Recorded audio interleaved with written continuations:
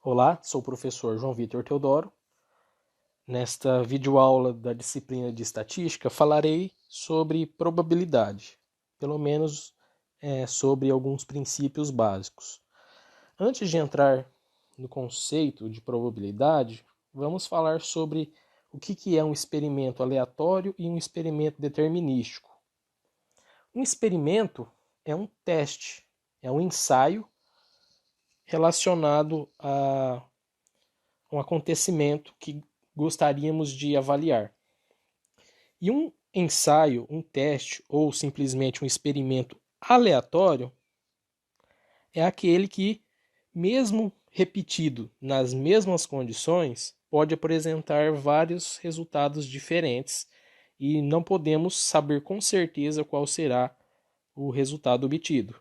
Já o experimento determinístico é aquele que, repetido nas mesmas condições, apresenta o mesmo resultado. Então, como exemplo, um experimento aleatório, podemos considerar o lançamento de uma moeda, o lançamento de um dado, qualquer tipo de sorteio, o clima nos dias seguintes. Já determinístico, podemos considerar um experimento laboratorial de química, uma reação química. Alguns experimentos de física são aqueles que nas mesmas condições conseguimos então determinar com certeza o resultado obtido. Aqui na disciplina de estatística,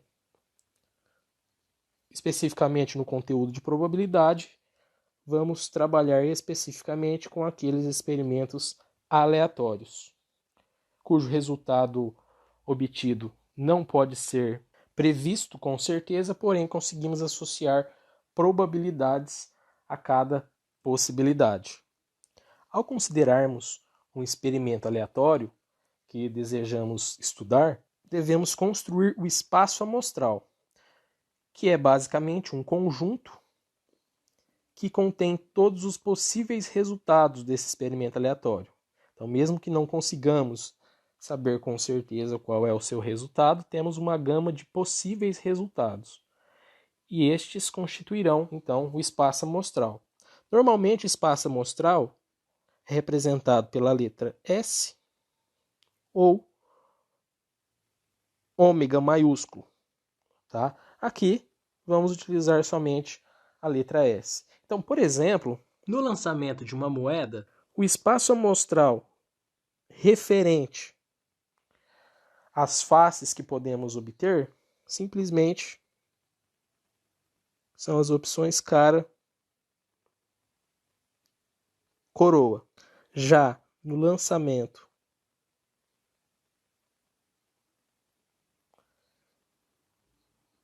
de duas moedas, um par ordenado de possibilidade. Então, a primeira opção é a face da moeda 1. E a segunda possibilidade é a face da moeda 2. Podemos também, para facilitar, chamar cara de C e coroa de K. Sendo assim, o espaço amostral para o lançamento de duas moedas e a observação das faces obtidas contém as possibilidades cara, cara, cara, coroa, coroa, cara e coroa, coroa. Então aqui um espaço amostral com 4 possibilidades. Esses dois exemplos consideraram espaços amostrais discretos e finitos. Porém, podemos ter um espaço amostral discreto infinito, como, por exemplo, o número de formigas em um local. Então, neste caso, essa quantidade de formigas pode ser 0, 1, 2, 3 e não coloco o número máximo para não me comprometer, porque eu não sei qual que é a quantidade máxima de formigas que eu posso encontrar. Então aqui temos um espaço amostral discreto e infinito. Mais do que isso, eu posso ter experimentos que produzem espaços amostrais contínuos. Como exemplo, tempo de vida. Tempo de vida não é somente o tempo em que um ser vivo permanece em vida, mas também na engenharia pode ser considerado a quantidade de tempo em que determinados objetos funcionam até queimar ou até estragar. Ou, por exemplo, uma lâmpada. Quanto tempo ela consegue ficar acesa até queimar. Então, neste caso, o espaço amostral é uma variável t pertencente aos reais, tal que esse t, o tempo de vida, maior ou igual a zero. O t será igual a zero em casos como, por exemplo, em que a lâmpada já é comprada queimada. Então, aí o tempo de vida é igual a zero. E também não colocaremos um tempo máximo, pois não sabemos o tempo de vida máximo em que um ser vivo ou um objeto funciona sem apresentar defeito. Então, mesmo que a probabilidade de um tempo muito alto seja inferior, podemos considerar o tempo de vida maior ou igual a zero no conjunto dos reais.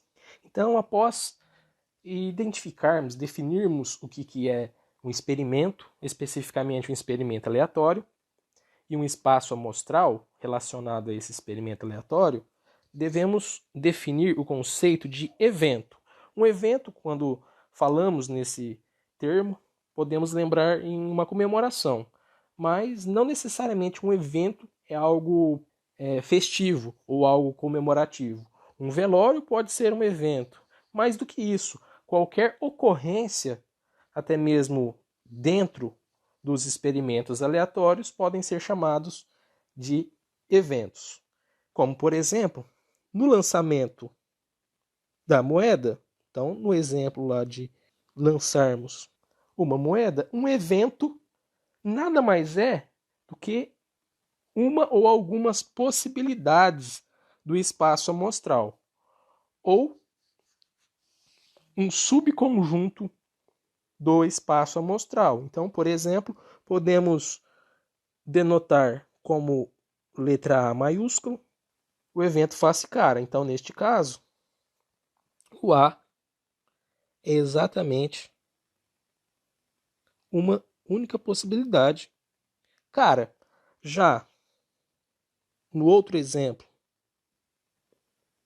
do lançamento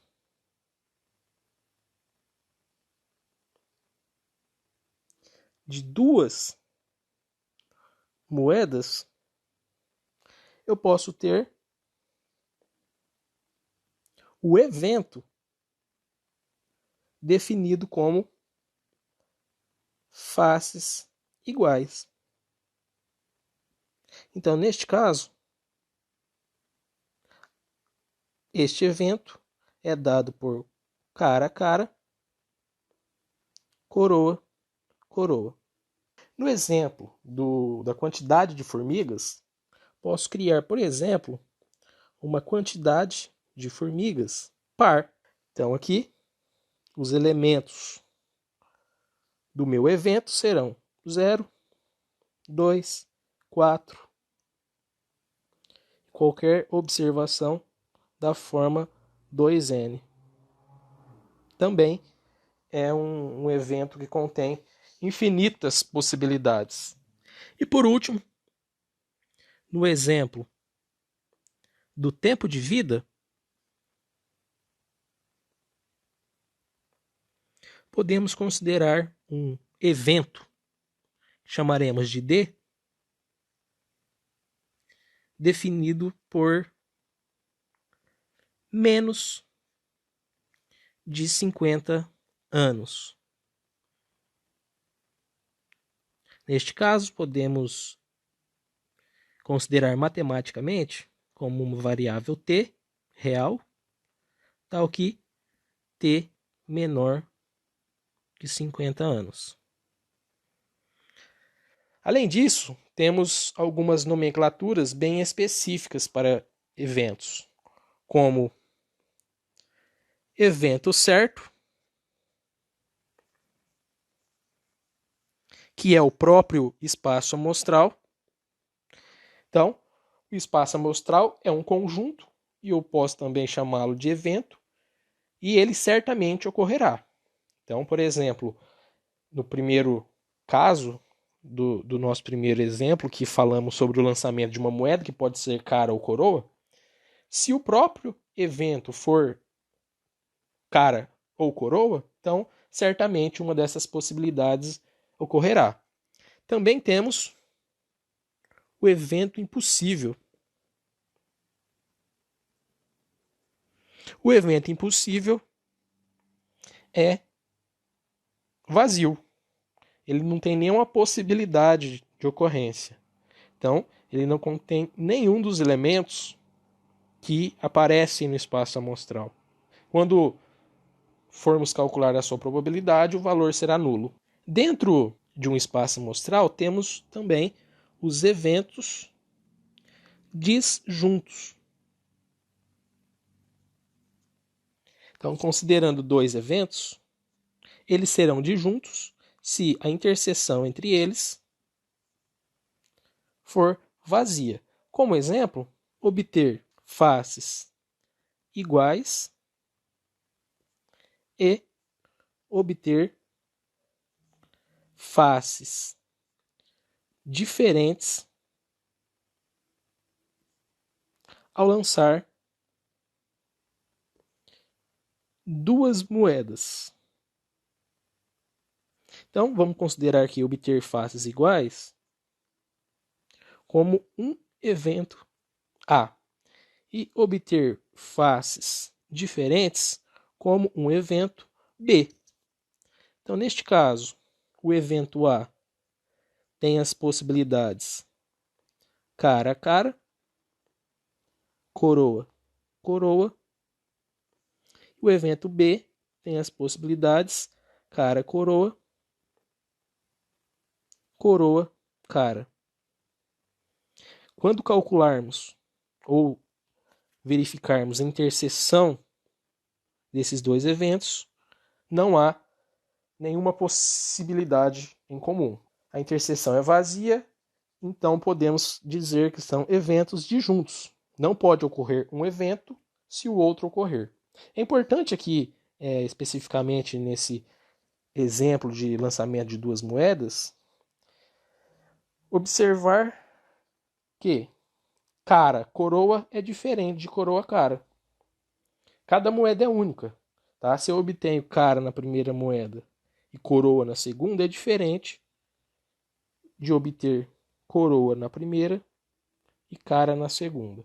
Tá? Por isso, necessitamos informar as duas condições. Considerando até uma notação de teoria de conjuntos, quando queremos determinar a quantidade de elementos no espaço amostral ou em um evento, devemos utilizar uma dessas duas notações.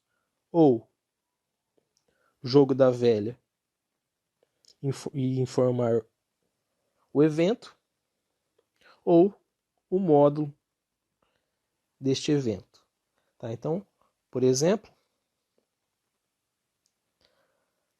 aqui temos o evento A, que considera faces iguais no lançamento de duas moedas. Então, a quantidade de elementos em A, que também pode ser denotado dessa outra forma, é igual a 2. Além disso, ao invés de colocar o evento, podemos colocar simplesmente o espaço amostral e efetuar a sua contagem de elementos. Uma outra definição referente a evento é o evento elementar. Evento elementar é aquele que contém apenas um elemento. Então, Se tivermos um espaço amostral S com 4 elementos, então temos aqui 4 eventos elementares. Podemos identificar um evento elementar para cada elemento do espaço amostral. Então podemos ter um evento A, um evento B, um evento C e um evento D. Sendo assim, podemos definir probabilidade de Laplace, que é o conceito de probabilidade abordado no ensino médio. Para tal definição, necessitamos de 3 condições. Quando temos um número finito de eventos elementares relacionado a um espaço amostral, e esses eventos elementares são equiprováveis, ou seja, cada possibilidade dentro de um espaço amostral tem a mesma probabilidade de ocorrência, é equivalente a falar, por exemplo, que temos uma moeda ou um dado não viciado ou não viesado. Cada face tem a mesma probabilidade de ser apresentada. E uma terceira condição, em que todo evento é a união de eventos elementares. Então, está dizendo que podemos pegar cada possibilidade dentro do espaço amostral e qualquer combinação unindo esses eventos elementares forma um evento. Tá? Então, e todos os eventos são formados dessa forma. Dadas essas 3 condições para um experimento aleatório e seu respectivo espaço amostral, a probabilidade de ocorrência de um evento A, que pode ser definida simplesmente por P de A, é a quantidade de elementos que temos neste evento A, dividido pela quantidade de elementos que temos no espaço amostral. Então, é uma proporção da quantidade de elementos no evento pela quantidade de elementos no espaço amostral. Como exemplo, podemos calcular a probabilidade de obter cara na moeda. Ao lançarmos uma moeda, este é o nosso experimento aleatório, o seu espaço amostral contém 2 possibilidades, cara e coroa, e o nosso evento em questão, para este exemplo, é obter cara na moeda. Sendo assim, a quantidade de elementos ou de possibilidades para a obtenção de caras na moeda é uma única. Já o espaço amostral deste evento, lançamento de uma moeda, contém 2 possibilidades, obter cara ou coroa. Sendo assim, a probabilidade de obter cara na moeda, sendo essa moeda não viciada, é meio. Vamos considerar agora um exemplo de um experimento aleatório dado pelo lançamento de um dado. Neste caso, o espaço amostral contém obtenção de face 1, 2, 3, 4, 5 ou 6. Sendo este dado equilibrado, ou seja, não viciado, podemos considerar então que a obtenção de cada uma dessas faces é equiprovável. Neste caso, podemos utilizar a definição de Laplace para a probabilidade. Porque além dessa equiprobabilidade, temos uma quantidade finita de elementos nesse espaço amostral. Então, vamos definir aqui um evento, eu vou chamar de B, como obtenção de face menor que 5.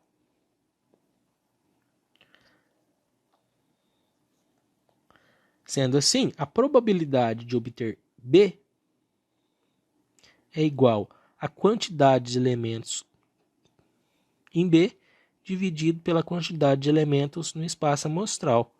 B contém 1, 2, 3, 4 elementos, que são aqueles menores que 5. Então aqui seu módulo é 4. Já o módulo de S, ou seja, a quantidade de elementos que temos no espaço amostral, é 6. Dessa forma, simplificando, temos uma probabilidade de obtenção de face menor que 5 de 2/3. Temos algumas consequências diretas da probabilidade definida por Laplace. A primeira delas diz que para qualquer evento A, a probabilidade de ocorrência deste evento sempre está entre 0 e 1, podendo ser 0 e podendo ser 1. Tá? Então, nunca haverá uma probabilidade negativa e nunca haverá uma probabilidade maior que 1. Alguns costumam denotar probabilidade em porcentagem. Então, nunca a probabilidade será menor do que 0% e nunca maior do que 100%. Sempre neste intervalo. Além disso, como segunda consequência, a probabilidade de ocorrência do espaço amostral, ou seja, do evento certo, é sempre 1. É sempre certeza que ocorrerá uma das possibilidades que estão no espaço amostral. Como terceira consequência, temos que a probabilidade do evento impossível sempre será 0. Então, a probabilidade de que ocorra uma possibilidade impossível de ocorrer sempre será igual a 0.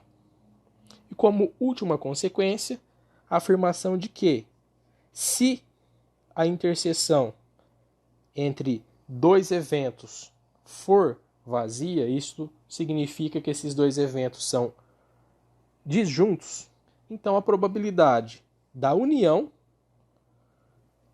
ou a probabilidade de que ocorra A ou B é igual à soma das probabilidades. Como exemplo para essa última consequência da probabilidade de Laplace, podemos considerar, para o experimento aleatório lançamento de duas moedas, um evento A que diz sobre obtenção de face cara na moeda 1 e coroa na moeda 2. Podemos também escrever este evento como elemento do espaço amostral, que contém apenas a possibilidade cara, coroa. Além disso, vamos definir um evento B que considera faces iguais também para experimento aleatório, lançamento de duas moedas. Colocando também este evento em função das possibilidades do espaço amostral, temos cara a cara e coroa, coroa. Ao observar os eventos A e B, verificamos que a interseção desses dois conjuntos é vazia. Então não há eventos elementares ou possibilidades em comum. Sendo assim, esses dois eventos são disjuntos. Neste caso, a probabilidade de que ocorra A união B, em outras palavras, a probabilidade de que ocorra A, que é a face cara na moeda 1 e coroa na moeda 2, ou faces iguais, é igual à probabilidade de A mais a probabilidade de B. Só podemos usar esta fórmula porque esses dois eventos são disjuntos. Então, neste caso, a probabilidade de A é a quantidade de elementos em A dividido pela quantidade de elementos no espaço amostral, mais a probabilidade de B, que é a quantidade de elementos em B, dividido pela quantidade de elementos no espaço amostral. O nosso evento A tem uma única possibilidade. Então aqui fica 1. O espaço amostral, lembrando, tem 4 possibilidades. Cara a cara, coroa, coroa, cara, coroa, coroa cara. Então, 1/4. O B é um evento que tem 2 eventos elementares, ou 2 possibilidades. Então, neste caso, 2. Novamente, utilizaremos aqui 4 elementos no espaço amostral. 1/4 mais 2/4, 3/4 ou 0,75. Então, a probabilidade de que ocorra face cara na moeda 1 e coroa na moeda 2, ou faces iguais, como esses dois eventos são disjuntos, então basta calcular a soma da probabilidade desses dois, que é igual a 0,75 ou 3/4. Agora temos a definição geral de probabilidade, onde não necessitamos de algumas condições bem específicas que Laplace exigia. Seja S um espaço amostral qualquer, uma função que chamaremos de P, definida para todos os eventos de S, é uma probabilidade se ocorrerem 3 condições.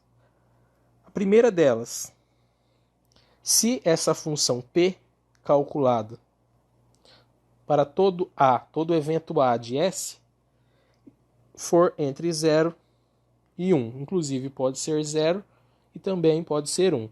E a probabilidade do evento impossível for 0 e a probabilidade do evento certo for 1.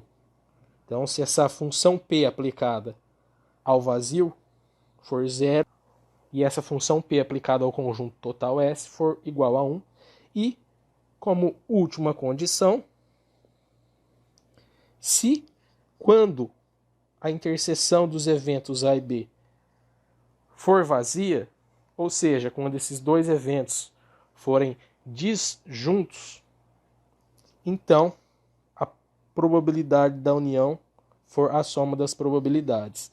Se essas 3 condições forem satisfeitas para a nossa função P e o nosso espaço amostral S, então a função P é uma probabilidade. Essa definição também serve para os casos definidos por Laplace, que inclui as restrições de que o espaço amostral é finito, tem eventos elementares equiprováveis, e aqui podemos generalizar este caso. Temos algumas propriedades de probabilidade. A primeira delas diz que a probabilidade do evento complementar de A é igual a 1 menos P de A. O que é o evento complementar? Ou pensando lá em conjuntos, o conjunto complementar ao A é tudo que está no espaço amostral que não está em A. Então, fazendo aqui um diagrama, temos o A. O complementar de A é tudo que está em S, mas que está fora de A. Então, a probabilidade de que não ocorra A, mas que ocorra todo o restante que está em S, é 1 menos a probabilidade de A. Como exemplo, vamos considerar a probabilidade de obter face menor que 3 do lançamento de um dado honesto. Se ele é honesto, quer dizer que ele não é viciado, ou seja, ele tem a mesma probabilidade para obtenção de cada face. Sendo assim, o espaço amostral é de 1 a 6. E o evento em questão, face menor que 3, que chamaremos de A, é igual a 1 e 2. Tem essas duas possibilidades. A probabilidade de A é igual à quantidade de elementos que está em A. Então, neste caso, a gente pode aplicar a probabilidade de Laplace por conta do dado ser honesto e espaço amostral ser finito e equiprovável entre os elementos ou os eventos elementares. Então, 2 sobre, aqui temos 6 elementos, 2/6, que é igual a 1/3.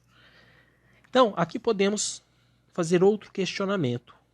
Ao lançar um dado, qual a probabilidade de obter face maior ou igual a 3?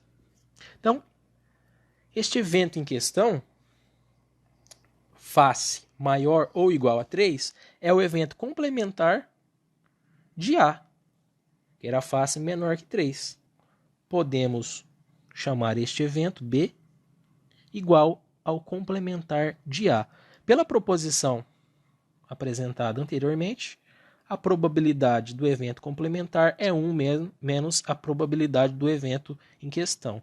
Então, a probabilidade de obter face maior ou igual a 3, probabilidade do A complementar, é igual a 1 menos P de A, porém o P de A é 1/3. 1 menos 1/3. 1 menos 1/3, 2/3. Então, a probabilidade de obtermos face maior ou igual a 3, 2/3. Sem a utilização da proposição, bastaria construirmos o evento B. Maior ou igual a 3 é 3, 4, 5 ou 6. Então, a probabilidade de obter B é a quantidade de elementos em B dividido pela quantidade de elementos em S. Temos 4 elementos em B. Quantidade de elementos em S é 6, simplificando 2/3. Exatamente igual ao resultado obtido aplicando a proposição. Tá? Aí vocês podem pensar que não é necessário aplicar a proposição, pois podemos fazer desta segunda forma. Mas existem muitos casos em que não é viável fazermos dessa segunda forma, porque a quantidade de possibilidades é muito grande. Então, só conseguimos resolver à mão por meio da proposição. Uma outra proposição importante é uma generalização de algo que já havíamos visto. Então, tínhamos que a probabilidade da união de dois eventos disjuntos era igual à soma das probabilidades desses eventos. Porém, essa proposição, como é uma generalização, ela não considera o caso especial de dois eventos disjuntos.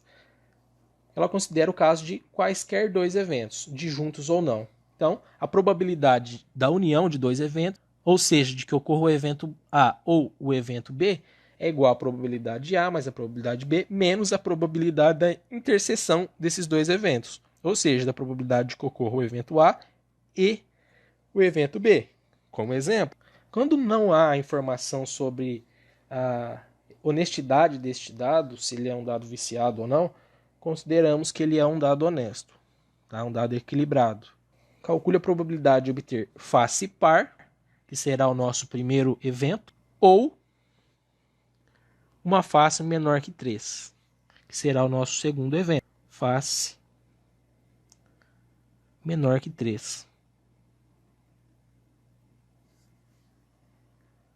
Como apresentamos o ou aqui, então, pela proposição anterior, devemos calcular desta forma.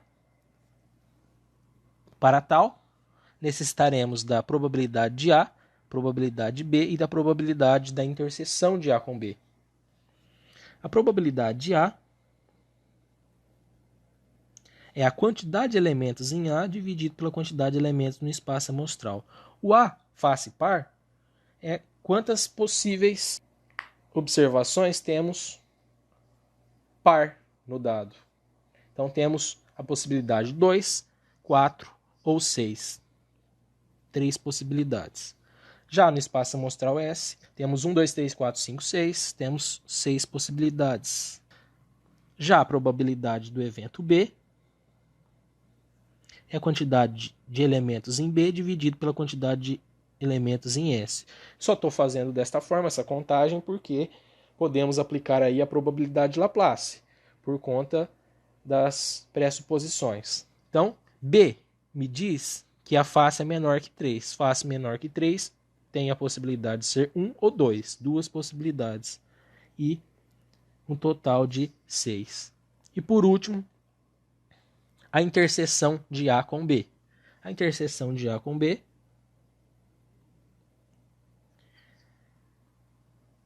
diz que tem que ser par e menor que 3.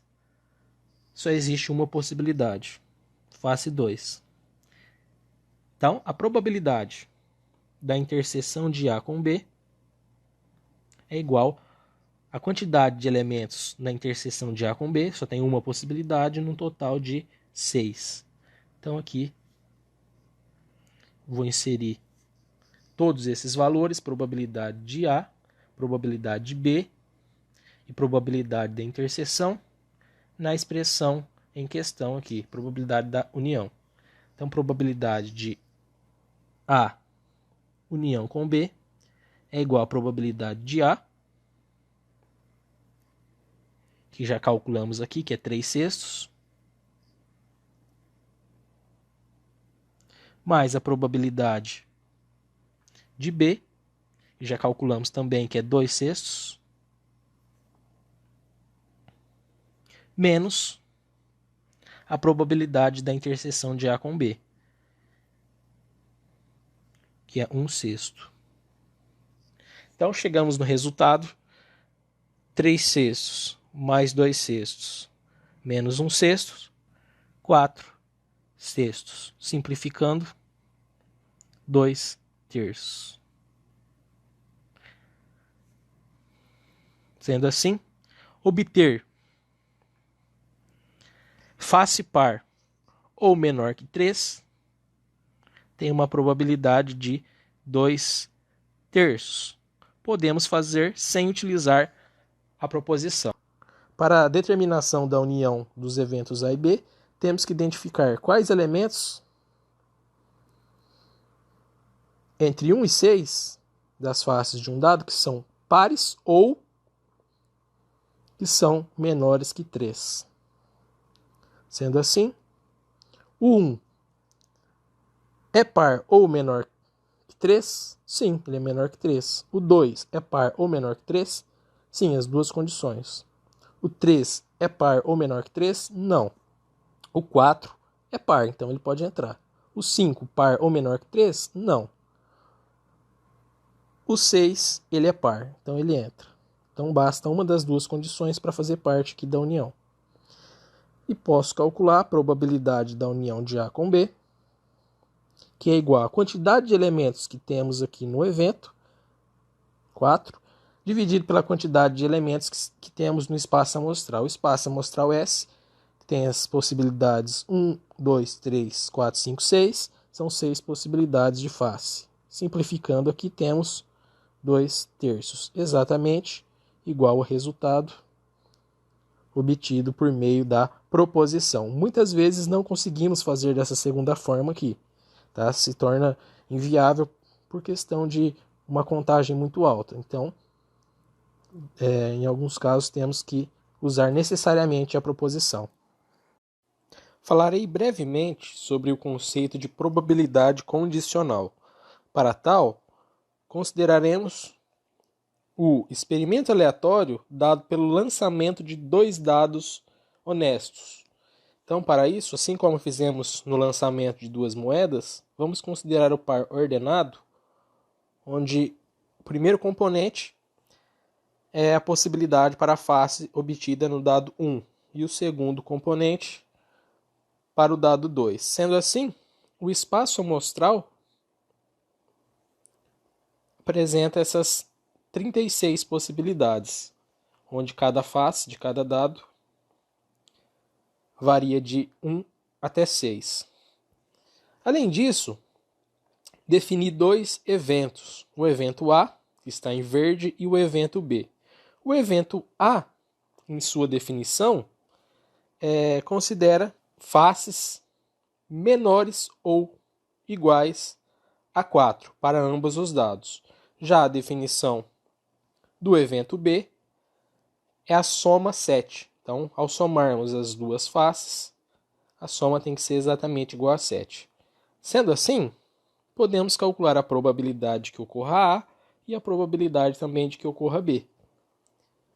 A probabilidade de que ocorra A é igual, aplicando a probabilidade Laplace, por conta da honestidade dos dados, temos 16 possibilidades em A e o nosso espaço amostral S tem um total de 36 possibilidades.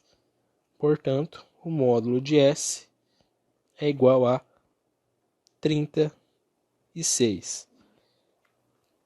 Já a probabilidade que ocorra B é igual ao número de possibilidades de B dividido pelo número de possibilidades de S. B tem 6 possibilidades e S 36. Porém, esses cálculos já sabemos. O que falaremos agora de novidade é a probabilidade condicional. Então, qual que é a probabilidade de obter soma 7 nesses dois dados, sabendo que em ambos os dados as faces são menores ou iguais a 4. Então, soma 7 é o nosso evento B. Faces em ambos os dados menores ou iguais a 4 é o nosso evento A. Então, queremos saber qual que é a probabilidade de B, sabendo que A ocorre. Então, probabilidade de B, dado, essa é uma notação de probabilidade condicional, colocamos uma barra vertical e à direita da barra o evento que com certeza ocorre. Probabilidade de B, sabendo que o evento A ocorre. Se o evento A certamente ocorre, então agora ele se torna o nosso espaço amostral. Tá? Então reduzimos o espaço amostral para o evento A, pois ele certamente ocorrerá. Olhando aqui no nosso espaço amostral, se o evento A ocorre, então é o retângulo verde que contém todas as possibilidades. Neste caso, qual é a probabilidade de ocorrer B dentro do evento A? Então, existem 4 possibilidades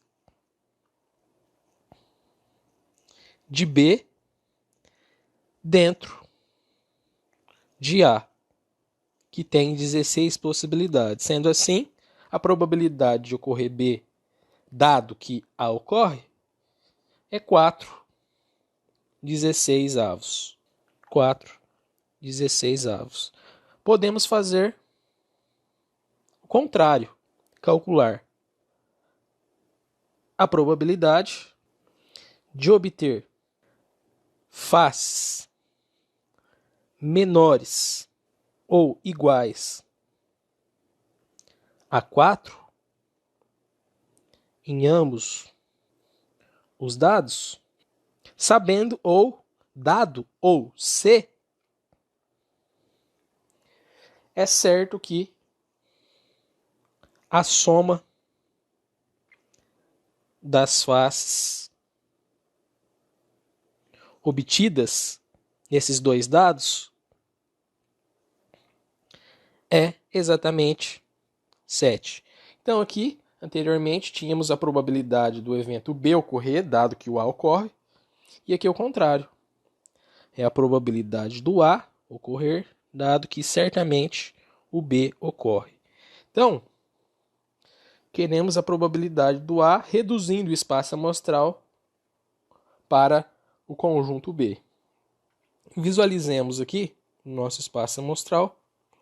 Agora, o nosso espaço amostral é o B,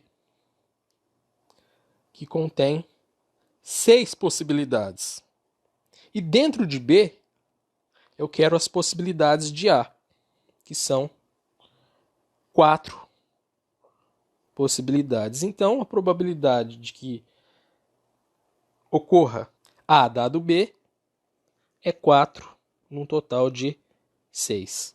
Podemos calcular também esses dois últimos resultados obtidos por meio da definição formal de probabilidade condicional, que diz que, dados os eventos A e B, a probabilidade de B ocorrer se A certamente ocorre é dado da seguinte forma: a probabilidade de B dado A é igual à probabilidade da interseção entre A e B dividido pela probabilidade de A. Neste caso, para que não ocorra divisão por zero, o A não pode ser o evento impossível, para que não tenhamos aí uma probabilidade igual a zero. Apliquemos, então, essa definição para o exemplo A. Queremos calcular a probabilidade de B dado A. Probabilidade de B dado A é igual à probabilidade da interseção. A interseção dos dois eventos, A e B, contém 4 possibilidades. Essas 4 possibilidades estão simultaneamente nos dois conjuntos, A e B. Então, a probabilidade da interseção é 4 possibilidades num total de 36, pois temos 36 elementos no espaço amostral total S. Tá? Neste caso, não exige a necessidade de redução do espaço amostral, que fizemos anteriormente. Além disso, conforme a definição propõe, necessitamos também, além da probabilidade de interseção, da probabilidade do evento A. Para determinarmos a probabilidade do evento A, basta efetuar a contagem de 16 possibilidades num total de 36. 16 num total de 36. Simplificando essa expressão, dividindo numerador e denominador por 36, vamos obter então 4/16, exatamente igual àquele valor obtido com a outra interpretação. Como exercício, vocês podem aplicar a fórmula da probabilidade condicional e obter a probabilidade de que o evento A ocorra, dado que o evento B ocorre certamente. E para finalizarmos, a definição de eventos independentes, que diz que dois eventos A e B são independentes quando a probabilidade da interseção entre eles for igual ao produto das probabilidades. Então, ainda considerando o nosso exemplo do lançamento simultâneo de dois dados, queremos verificar se esses eventos A e B são independentes. Lembrando que o evento A é definido pelas faces menores ou iguais a 4. E o evento B, soma igual a 7. Aqui temos a probabilidade de A e a probabilidade de B, respectivamente 16/36 e 6/36. Assim, já podemos verificar que o produto da probabilidade de A pela probabilidade de B é igual a 16/36 por 6/36, igual a 96 por 1.296, que dá aproximadamente 0,074. Então, a interseção entre A e B contém 4 possibilidades, num total de 36, que é exatamente 0,111, uma dízima periódica, né? Então, podemos concluir que os eventos A e B são dependentes por conta da diferença entre esses valores. Caso esses valores tivessem sido iguais, então poderíamos afirmar que os eventos A e B são independentes. Grande abraço e até o próximo vídeo.